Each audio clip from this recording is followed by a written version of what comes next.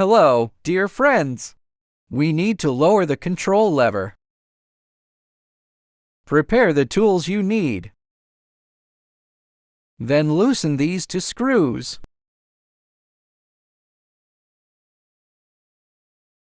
Remove this cover plate. And unplug this wire. Loosen these two screws of the black hardware.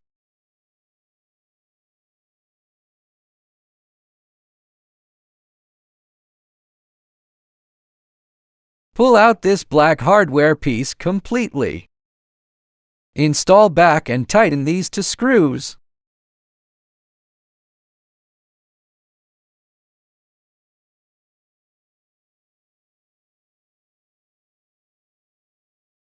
Install back cover plate and plug the wire.